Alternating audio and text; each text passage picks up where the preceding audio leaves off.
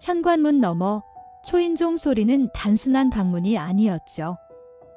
흉기 위협, 결박, 강도와 성폭력은 피해자들의 삶을 송두리째 앗아갔습니다. 아침 여러분, 다크한 나이트메어 출발합니다. 겨울 끝자락, 충북 청주의 골목길엔 저녁을 준비하던 서연의 숨결이 고여 있었어요. 작은 주택의 부엌 창문 너머로 햇살은 기울고 주전자 김이 수증기처럼 허공에 번졌죠. 그때 초인종 소리가 2번 울리며 고요를 찢어버렸어요. 문 밖의 남성은 차를 산다는 거짓말로 서연의 마음을 흔들었죠. 의심을 접고 문을 열자 왜소한 체격에 사내는 순간 돌변에 흉기를 들이댔어요. 말 안 들으면 다 죽여버리겠다라는 위협은 좁은 공간을 벽처럼 막아버렸고 숨조차 답답해졌죠. 도현은 미리 준비한 과도를 흔들며 집안을 수색했어요. 장롱 속 예물, 서랍 속 현금, 손가락의 반지까지 하나씩 뜯어내듯 강취했죠. 그러나 그의 탐욕은 거기서 끝나지 않았어요. 살고 싶으면 옷을 벗어라 라는 잔혹한 명령이 공기를 짓눌렀고 서연의 절규는 벽에 갇혀 울려 퍼졌어요. 가여운 촛불 같은 그녀는 생존 본능에 매달렸지만 도현은 냉혹하게 즐기듯 범행을 이어갔어요. 그 순간 어둠은 단순한 밤이 아니라 인간의 심연을 드러내는 그림자가 되었죠. 아범이 말했죠.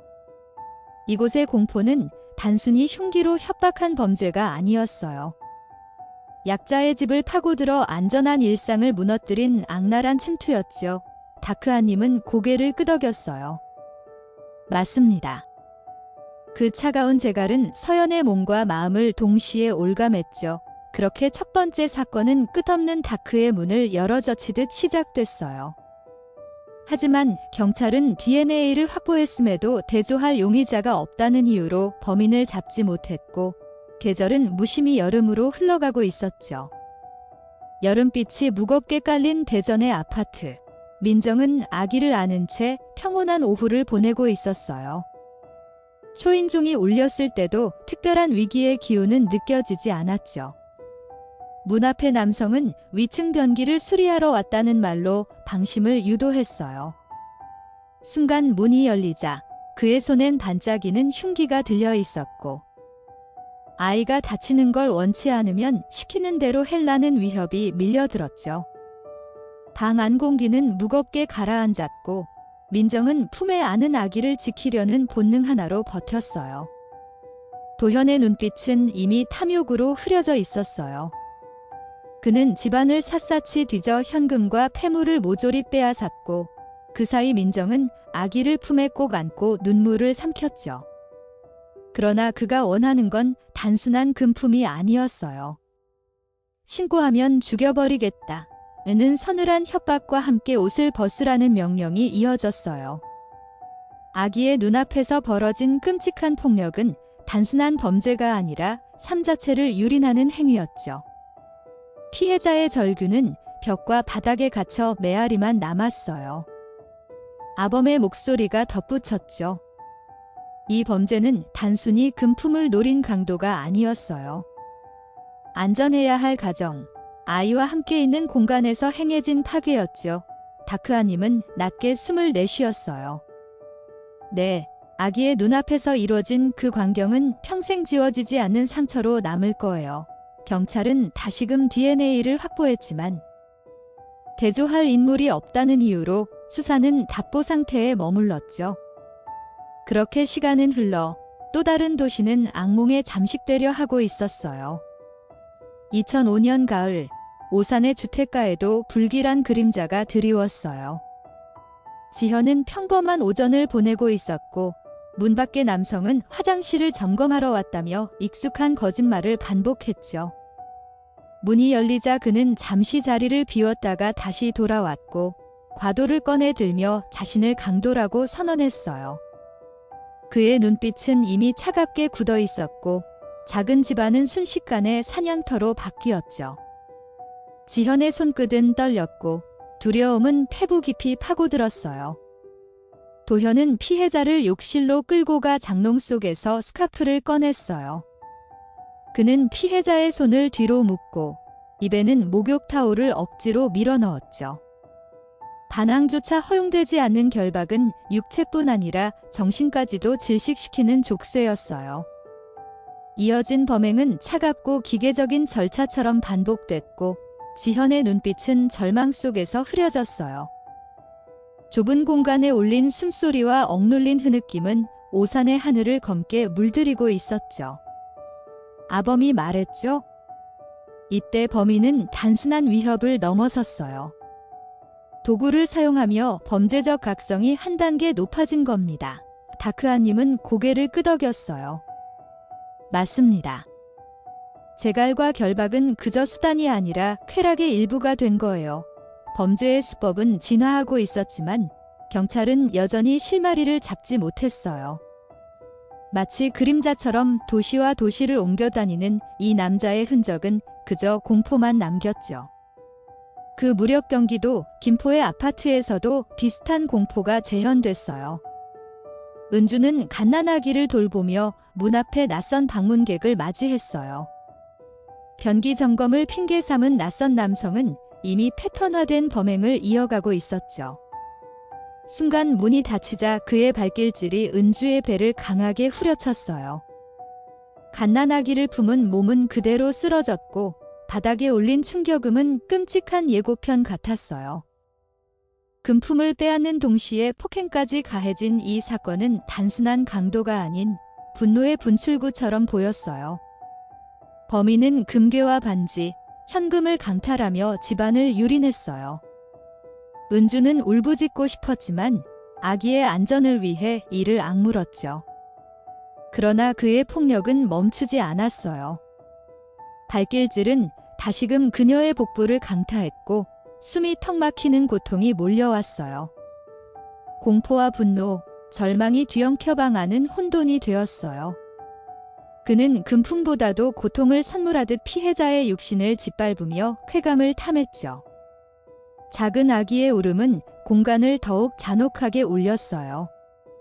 아범의 목소리가 낮게 이어졌죠. 도현은 이미 강도의 영역을 넘어섰어요. 그는 폭력 자체를 즐기고 있었죠. 다크아님은 힘겹게 말을 보탰어요. 네, 피해자들은 공포에 질려 반항조차 못했는데도 그는 무자비하게 발길질을 멈추지 않았어요. 점점 범죄는 진화가 아니라 파괴로 변하고 있었어요. 경찰이 움직이기 전에 이미 다음 도시가 어둠에 잠식되고 있었죠. 며칠 뒤, 경기도 남양주의 아파트. 지민은 홀로 집에 있었고 낮은 목소리로 아래층 변기 점검풀 말하는 사내를 믿고 문을 열었어요. 이번에도 패턴은 같았죠. 과도는 빛을 발했고 피해자의 배는 무자비한 발길에 휘청거렸어요. 그는 현금과 순금 팔찌를 빼앗고도 멈추지 않았어요. 반복되는 폭행 속에서 지민의 몸은 무너져갔고 정신은 서서히 끊겨가고 있었어요. 이 순간 범행은 이미 금품 갈취가 아닌 권력과 쾌락의 결합이 되어 있었죠. 남양주의 그날, 지민은 결국 바닥에 쓰러진 채 숨을 고르지 못했어요. 도현은 그녀의 몸부림을 비웃듯 현관을 걸어 잠갔고 집안을 무참히 뒤집어 놓았죠. 가구가 부서지는 소리와 서랍이 뒤엉키는 소리가 섞이며 방 안은 아수라장이 되었어요. 지민은 공포와 수치심에 휩싸였고 그 순간 살아남기 위해선 침묵만이 유일한 방패였죠. 그러나 그의 분노는 멈추지 않았고 폭행은 고통을 넘어서 존재 자체를 부정하는 형벌로 변해 있었어요. 시간은 끝없이 늘어지고 벽에 걸린 시계마저 멈춘 듯 느리게 흘렀죠. 아범이 말했죠. 이쯤 되면 단순한 범죄자가 아니었어요. 그는 폭력을 통해 삶을 지배하고 공포를 쾌락으로 바꿔가는 연쇄 강간범으로 성장했죠. 다크아님은 고개를 떨구며 말했어요. 네, 피해자들의 울음은 외부로 새어나가지 못하고 벽 안에 가둬져 있었어요. 그 침묵은 결국 경찰의 무능과 사회의 방관으로 이어졌죠. 경찰은 여전히 DNA를 쥐고도 대조할 인물 하나 찾지 못했고 도현은 다른 지역으로 몸을 옮기며 그림자처럼 사라졌어요. 며칠 뒤 이천의 조용한 주택가에도 악몽이 찾아왔어요. 혜원은 장을 보러 온 할머니와 현관에서 대화를 나누고 있었고 문은 무심히 열려 있었죠. 그 틈을 비집고 도현은 다시 모습을 드러냈어요. 처음엔 화장실 변기 물을 내려달라는 평범한 부탁으로 가장했지만 두 번째 방문에선 달랐어요. 문이 닫히자 그는 과도를 꺼내 들고 시키는 대로 하면 살려주겠다. 이는 위협으로 공간을 장악했어요. 순간 공기는 얼어붙었고 혜원의 몸은 공포에 굳어버렸죠. 그는 혜원의 옆구리를 발로 걷어차며 고통을 즐기듯 폭력을 가했어요. 이어 주먹으로 머리를 때리고 방안을 쑥대밭으로 만들었죠. 아기는 장롱 속에 강제로 감금되었고 울음소리는 두꺼운 문 사이에서 기괴하게 울려 퍼졌어요. 혜원은 입을 막힌 채 숨이 끊길 듯 고통에 휘청거렸어요. 그러나 도현은 만족할 줄 몰랐어요. 폭행과 협박, 성폭행이 이어졌고 피해자는 몸과 영혼이 동시에 갈기갈기 찢기는 듯한 절망을 느꼈죠. 집안의 공기는 피와 공포로 가득 차 버렸어요. 아범의 목소리가 낮게 울렸죠. 그 순간 범인은 무심히 치명적인 실수를 저질렀어요. 범행 중 휴대폰을 바닥에 떨어뜨린 겁니다. 다크아님은 숨을 삼키듯 말했어요. 네, 그것은 유일한 희망이자 반전의 시작이었죠. 혜원은 고통 속에서도 본능처럼 그 전화기를 집어들었고 경찰에 결정적 단서를 넘겼어요. 결국 이 작은 기계 하나가 어둠 속에서 범인의 그림자를 실체로 드러내는 열쇠가 되었죠. 도현의 오만과 산만함이 낳은 균열이었어요. 경찰은 휴대폰의 주인을 추적하며 도현의 이름을 특정했어요. 그는 이미 여러 지역에서 지명수배를 받고 있던 전과자였죠. 과거 특수강도강간으로 15년형을 선고받고도 가석방으로 일찍 풀려난 인물이었어요. 그러나 추적은 쉽지 않았어요. 그는 이미 생활 반응을 지워버리고 그림자처럼 숨어들었죠. 신용카드, 통장, 흔적 하나 남기지 않은 채 어둠 속으로 사라졌어요. 경찰은 탐문을 이어갔지만 그를 붙잡는 건 모래 위에 그림자를 잡는 것만큼 어려웠어요. 아범이 정리했죠. 도현은 단순한 도망자가 아니었어요. 그는 경험 많은 도주자였고 자신을 감추는 법을 잘 알았죠. 다크아님은 낮게 속삭였어요. 네, 그는 마치 사라지는 연기처럼 흔적을 남기지 않았어요. 그러나 불안정한 자는 반드시 실수를 하죠. 실제로 그는 내연녀를 통해 음식을 받고 숨은 생활을 이어갔어요. 경찰은 그 주변을 좁혀가며 기다렸고 마침내 한 제보가 어둠을 가르는 불빛처럼 들어왔죠. 내연녀가 광주에서 도현을 만난다는 정보였어요.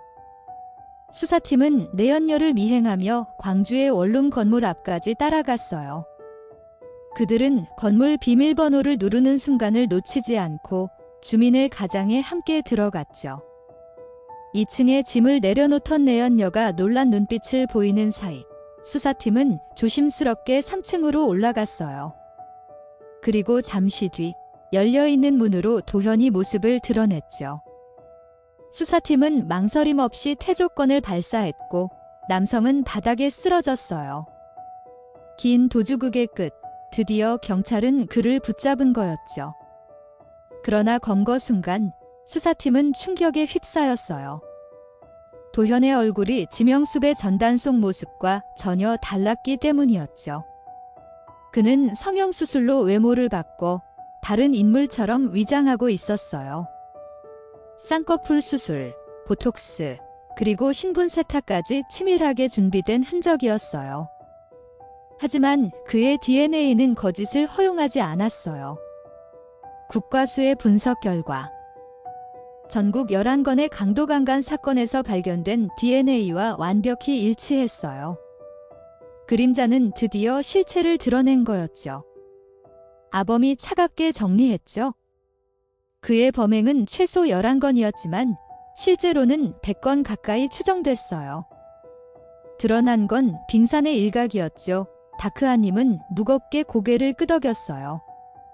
네, 그는 교묘히 피해자들의 침묵을 이용했고 친고죄라는 제도의 틈새를 악용했죠. 도현은 조사 과정에서 반성은커녕 피해자 탓을 하며 비열한 변명을 늘어놓았어요.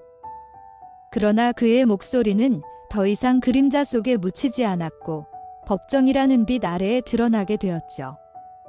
도현은 조사 과정에서 나는 단순히 필로폰 때문에 그랬다 라며 범행을 합리화했어요. 그러나 그의 말은 진실을 가리는 얄팍한 가면일 뿐이었죠. 그는 성적 욕망을 충족하기 위해 강도를 위장했고 신고를 막기 위해 강간을 덧씌웠다는 궤변을 반복했어요. 피해자들을 비난하며 그들이 먼저 나를 유혹했다는 왜곡된 망상을 내뱉었죠. 경찰 수사실 안공기는 더욱 차갑게 얼어붙었어요. 반성 없는 태도, 교묘한 거짓, 그리고 기묘한 자기 합리화는 모두가 바라보는 앞에서 또 다른 폭력이 되고 있었어요. 아범이 덧붙였죠. 도현은 자신의 범죄를 결코 죄로 보지 않았어요. 그는 끝내 자신을 피해자라 여겼죠. 다크아님은 한숨 섞인 목소리로 말했어요. 네, 그건 전형적인 연쇄 강간범의 태도예요.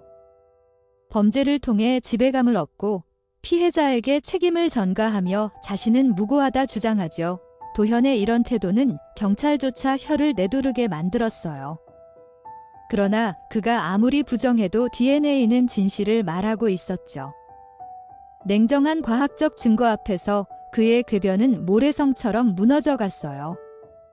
2010년 법정의 문이 열리며 그의 첫 재판이 시작됐어요. 수많은 카메라 플래시가 번쩍였고 방청석은 긴장으로 가득했죠. 1심 재판부는 그의 범행을 무겁게 받아들였어요. 반성하지 않는 태도, 피해자들에게 씻을 수 없는 상처를 남긴 점, 재범 가능성이 높다는 점을 고려해 사형을 선고했죠. 그 순간 법정은 술렁였고 피해자 가족들의 눈엔 뜨거운 눈물이 맺혔어요. 오랜 세월 고통 속에서 기다려온 정의가 드디어 내려지는 듯했죠.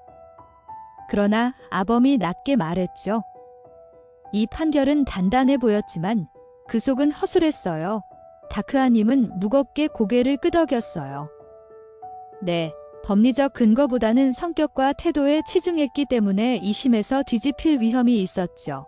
실제로 항소심 재판부는 그의 불우한 어린 시절, 억울하다는 주장, 반성문 수백 장을 이유로 감형했어요. 교화 가능성을 기대할 수 있다며 무기징역을 선고했죠. 피해자들과 사회는 분노했고 정의는 다시 흔들리고 있었어요. 법정 기록엔 황당한 문구들이 남아 있었어요.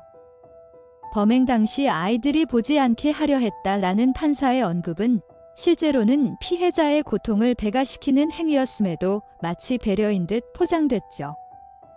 또 과거 수사 과정에서 고문을 당했을 수도 있다는 근거 없는 추측이 감형 사유로 받아들여졌어요. 피해자들의 절규와 대비되는 이 판결문은 정의의 무게가 얼마나 쉽게 기울어질 수 있는지를 적나라하게 보여주고 있었죠. 아범이 목소리를 높였죠. 그 판결은 피해자들의 삶을 짓밟은 또 다른 폭력이었어요. 다크아님도 힘겹게 말을 보탰어요. 맞습니다. 그로 인해 어떤 피해자는 극단적인 선택까지 했어요. 그 고통을 누가 책임질 수 있겠어요. 판결은 종이 위에 기록됐지만 피해자들의 상처는 살아있는 현실이었어요. 무기징역이라는 글자 뒤에 숨어버린 사회의 무관심은 차가운 절망을 남겼죠. 법정은 정의의 집이 아니라 때로는 어둠을 감싸는 벽이 되고 있었어요. 도현은 교도소 안에서조차 기묘한 행태를 이어갔어요. 작은 상 위에 촛불을 켜두고 수첩에 나는 반성한다는 글을 수백 장이나 적었죠. 그러나 그 반성은 참회가 아니라 또 다른 가면이었어요. 교도관과 판사들의 눈을 속이기 위한 연극이었고, 과거 가석방을 노리며 사용했던 동일한 수법이었어요. 촛불 아래에서 그는 다시금 범죄와 반성을 오가는 기괴한 순환을 반복하고 있었죠. 어둠 속의 연극은 그를 달라지게 하지 못했어요. 아범이 차갑게 말했죠. 도현의 반성은 연극이었어요. 그는 언제나 참회라는 탈을 쓰고 있었죠. 다크아님은 냉소적으로 덧붙였어요. 네, 그는 가석방을 위해 거짓 반성문을 썼고 판사들은 그 거짓에 속아왔죠. 교도소 안에서도 같은 연극을 반복했을 뿐이에요. 그의 참회는 공허했고 피해자들의 상처와는 아무런 관련이 없었어요. 오히려 그 가면이 다시금 그를 세상에 풀어놓는 열쇠가 되어버린 셈이었죠. 법정에서의 그의 태도는 아이러니했어요. 그는 범행을 자백하면서도 동시에 피해자에게 책임을 전가했죠. 내가 한 게 아니라 그녀들이 먼저 다가왔다라는 말은 방청석의 공기를 서늘하게 얼려버렸어요. 그는 결코 죄책감을 인정하지 않았고 끝까지 자신을 합리화했어요. 피해자들이 겪은 상처와 두려움은 그의 입에선 하나의 변명거리로 전락했죠. 그 순간 법정은 다시 한번 피해자들에게 잔혹한 무대가 되었어요. 아범의 목소리가 깊게 울렸죠.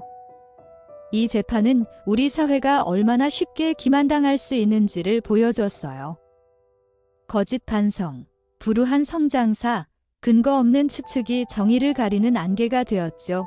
다크아님은 고개를 끄덕이며 말했어요. 맞습니다. 피해자들의 삶은 다시 짓밟혔고 판결은 그들의 절규를 외면했죠. 도현의 이야기는 단순한 한 범죄자의 기록이 아니었어요. 그것은 사회의 어둠과 제도의 허술함이 빚어낸 또 하나의 비극이었죠. 2010년의 법정은 끝이 아니었어요. 무기징역 선고 이후에도 피해자들의 삶은 계속됐고 그 고통은 매일의 그림자처럼 따라붙었죠. 아이 앞에서 당한 수치, 목에 들이운 칼날의 기억, 결박의 압박감은 시간이 흘러도 사라지지 않았어요. 피해자들은 여전히 새벽마다 악몽에 시달렸고 평범한 현관 초인종 소리에도 몸을 떨었죠. 사회는 판결이 끝났다고 생각했지만 피해자들의 삶은 결코 끝나지 않았던 거예요. 상처는 판결문에 기록되지 않았고 오직 그들 가슴 속에만 각인돼 있었죠. 아범이 말했죠. 법이 사건을 종결했다고 해서 고통까지 끝난 건 아니에요. 피해자들에게 시간은 멈춘 채 흘러가고 있었죠. 다크아님은 고개를 숙였어요. 그렇습니다. 우리는 종종 판결이 정의라 착각하지만 정의는 피해자들의 삶 속에서 진정으로 확인되는 거예요. 사회의 무관심과 제도의 한계는 피해자들을 더 고립시켰어요. 그 고립은 또 다른 폭력이 되었고 누구도 쉽게 손 내밀지 않았죠. 고통은 법정 밖에서 더 깊게 이어지고 있었어요. 도현의 범죄는 단순히 개인의 일탈이 아니었어요. 그것은 제도의 허술함과 사회적 방치가 겹쳐 빚어진 구조적 비극이었죠. 가석방 제도, 친고죄 관행, 피해자 탓으로 돌리던 수사 방식 모두가 그를 키운 토양이었어요. 범죄자는 혼자 만들어지지 않았어요. 방치된 제도와 사회의 눈감음이 그의 칼날을 더 날카롭게 벼려냈던 거죠. 그 결과 수많은 가여운 촛불들이 꺼져갔고 우리는 뒤늦게 그 어둠을 응시할 수밖에 없었어요.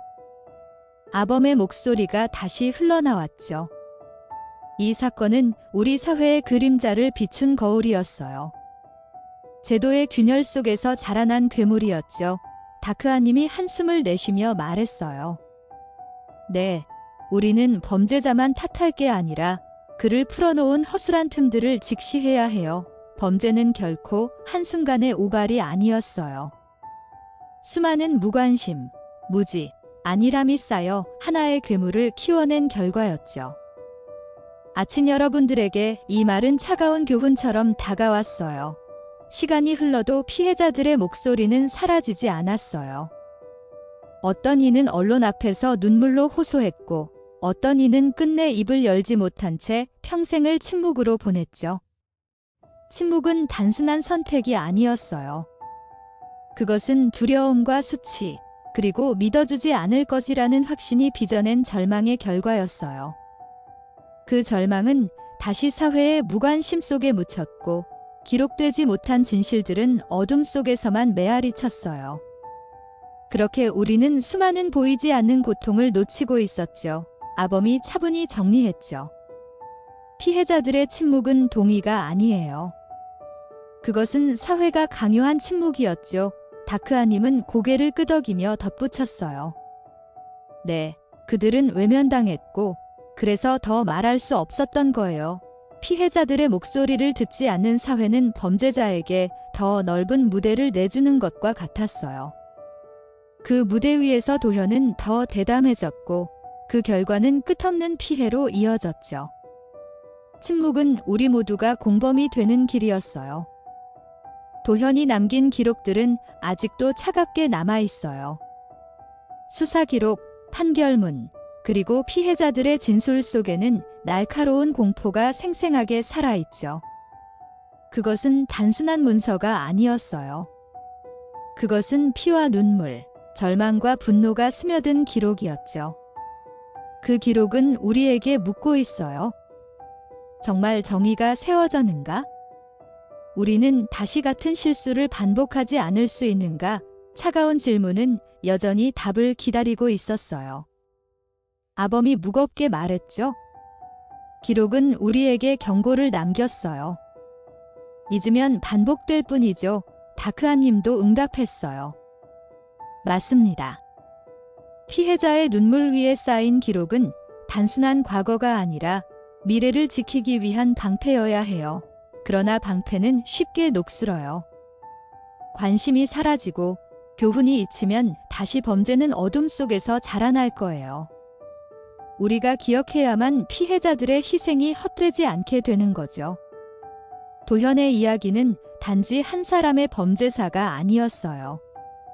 그것은 우리 모두가 짊어져야 할 사회의 책임이었죠. 무기징역으로 종결된 그의 삶은 감옥에 갇혔지만 피해자들의 고통은 여전히 자유롭게 떠돌고 있었어요. 우리는 그 고통을 마주해야만 했어요. 다시는 같은 비극이 반복되지 않도록 기억하고 경계하고 대비해야 했죠. 그렇지 않다면 끝없는 다크는 언제든 또 다른 이름으로 우리 앞에 나타날 거예요. 아범이 마지막으로 말했죠. 우리는 이 기록을 단순한 과거로 두어선 안 돼요. 끝없는 다크는 언제나 틈을 노리고 있으니까요. 다크아님도 조용히 덧붙였어요. 그렇습니다. 기억이야말로 가장 강력한 무기예요. 이야기는 그렇게 마무리됐지만 청자들의 마음엔 깊은 잔상이 남았죠. 사건은 끝났어도 교훈은 끝나지 않았어요. 이 스토리는 우리에게 경고했어요. 어둠을 외면하면 다시 또 어둠에 삼켜진다는 사실을요. 이번 다크한 나이트메어는 여기까지입니다. 끝까지 청취해주셔서 감사합니다. 작은 댓글, 구독과 좋아요로 힘을 보태주시면 큰 응원이 될 거예요.